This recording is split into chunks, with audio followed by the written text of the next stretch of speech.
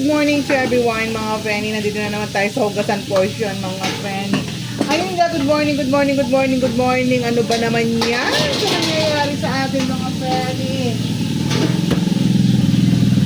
Mga Frenny, alam mo mga Frenny, good morning. Yung mga nangyari dyan sa Davao, sa Jensan, lahat ng naanuhan ng earthquake mga Frenny. Ito, naku mga Frenny. Talaga namang ang daming nangyari, ang daming nasira, mga building, mga Frenny, trending sa Facebook.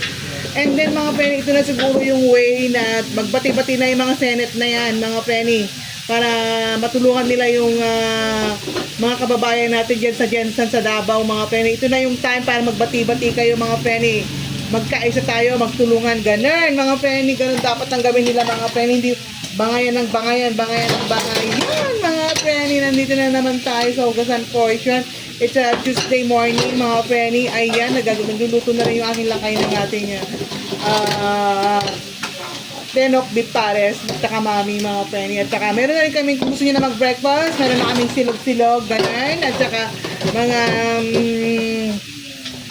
mga sisig, mga Frenny. Ayan, good morning to everybody. Ayan, fried chicken. Mamaya pa ako magbibigay ng fried chicken. Thank you so much sa mga estudyante yung kumain dito kahapon, mga Frenny. Ayan, good morning. Yun nga sinasabi ko, ito na yung way siguro para magkaisa ang mga Senate, mga Frenny, dahil sa nangyari sa ating mga kababayan dyan sa Davao at sa mga Jensan, mga Frenny. Napakalakas ang lindol. Pag isang pitik lang talaga, mga friend, ubos ang pinaghirapan mo pag ganun, mga sakuna, mga Frenny, mapabaha, mapasunog, ano ba yan? Mga Frenny, mapalindol, wala tayong magagawa, mga Frenny. Kaya ito na rin yung time na naku mga Frenny, magpakasaya na rin tayo kasi hindi natin masasabi ang buhay natin ngayon, mga friend.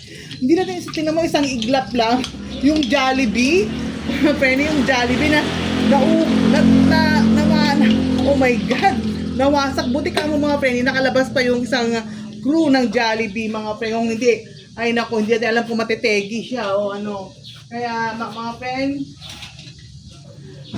mag-isip-isip na tayo, mga Frenny. Tapos yung mga masyadong ano sa pera, gano'n. Kasi hindi na natin masasabi, enjoy na lang natin ang buhay natin. Kahit ang importante, kumakain tayo ng tatlong beses ang araw, mapaaral yung mga anak natin. That's it, mga Frenny.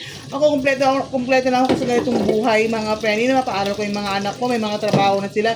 Okay na, ganun lang, mga Frenny, ang buhay, mga friend. Kaya sabi nga ni Father Gatos, mga friend, baka na nga ito na yung time para, yan nga, magkaisa-isa, magkasundo-sundo na magtulungan, hindi yung bangayan ng bangayan, mga Frenny. Diyos ko, apo, ayan. Ito na yung time siguro, mga Frenny. Alam mo, hindi natin na masasabi ang buhay ngayon. Ay, apo, ayan. Diyos ko. Ayan, sa mga buti ka mo, mga Frenny, yung mga estudyante nagple-flag ceremony pa. Eh kung nasa loob lahat sila sa school, tapos biglang, oh my God. Kaya thanks God pa rin tayo sa ganung sitwasyon, mga friend. Diyos ko, talagang hindi mo na masasabi ang buhay ngayon, mga friend. Kaya, hi, apo, ayan, mga friend, change the topic. Ayan, mga friend. Ayan, mga friend, nandito na yung mga nanay, mga hinatid natin. Dumadaan dito sa bahay sila, mga friend, hinahatid na nila yung mga anak nila, ganun, mga Frenny. Ayan, Diyos ko. Ayan, Diyos ko. Dito tayo sa hugasan portion, mga Frenny. Ayan, thank you so much.